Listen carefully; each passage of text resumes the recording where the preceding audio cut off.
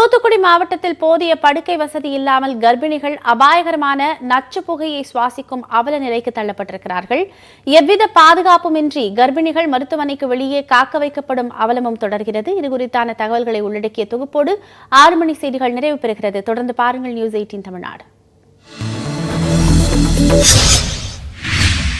தூத்துக்குடி மாவட்டத்தில் மிக பெரும் நகரங்களில் ஒன்றாக கோவில்பட்டி திகழ்கிறது. இங்கு விவசாயம், தீப்பெட்டி தயாரிப்பு, நூற்பாலை, கடலை மிட்டாய் தயாரிப்பு ஆகிய தொழில்கள் பிரதானமாக உள்ளன. இங்கு உள்ள அரசு மாவட்ட தலைமை மருத்துவமனைக்கு அண்டை மாவட்டங்களான விருதுநகர், தென்காசி, நெல்லை ஆகியவற்றிலிருந்தும் மக்கள் வந்து செல்கின்றனர். தினமும் 1000க்கும் மேற்பட்டோர் சிகிச்சை பெற்று வரும் இந்த மருத்துவமனையில் 500 பேர் வரை உள்நோயாளிகளாக அனுமதிக்க முடியும். இதில் கர்ப்பிணிகளுக்கு 196 படுக்கைகள் மட்டுமே உள்ளது.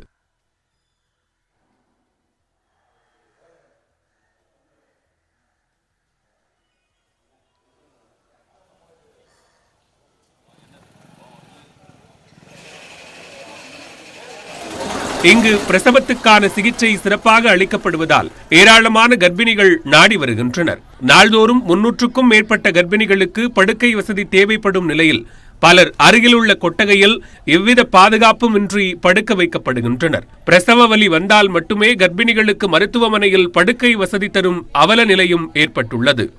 பிரசவ பெண்களுக்கு தங்கக்கூடிய இடவசதி சரியாக இல்லாதனால அவங்க மாடிகளில் இறங்குறதுக்கு ரொம்ப சிரமப்பட்டு இருக்காங்க.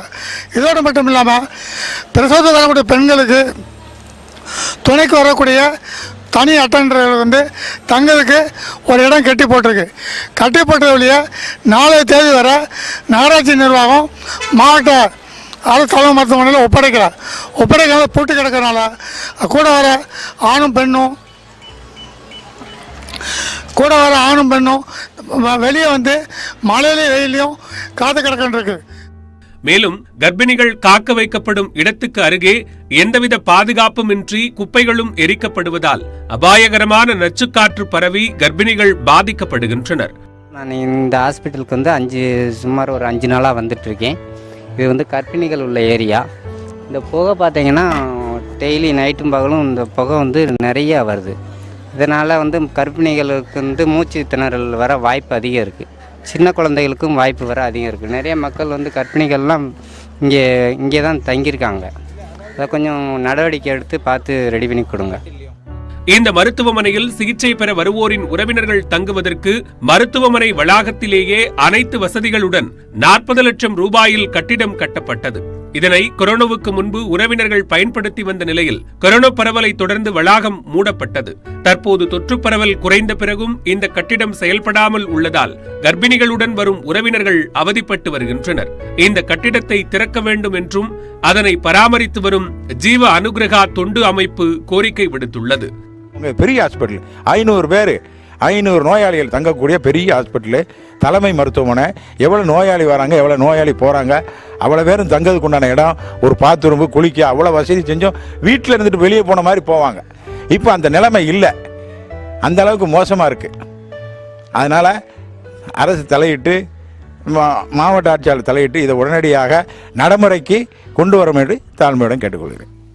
இந்நிலையில் மருத்துவமனை வளாகத்தில் புதிய கட்டிடம் கட்டப்பட்டு வருவதாகவும் அந்த பணிகள் நிறைவடைந்தால் கர்ப்பிணிகளுக்கு கூடுதல் படுக்கை வசதி கிடைக்கும் என்றும் தலைமை மருத்துவர் கமலவாசன் தெரிவித்துள்ளார். மருத்துவமனையுடன் பேசி அருகிலுள்ள கட்டிடத்தினை திறக்க நடவடிக்கை எடுக்க உள்ளதாகவும் நகராட்சி அதிகாரிகள் தெரிவித்துள்ளனர். விரைந்து நடவடிக்கை எடுத்து கர்ப்பிணிகளின் துயர் துடைக்குமா மாவட்ட நிர்வாகம் என்பதே பலரது எதிர்பார்ப்பாக உள்ளது. நியூஸ் 18 தமிழ்நாடு செய்திகளுக்காக கோவில்பட்டி செய்தியாளர் மகேஸ்வரன்.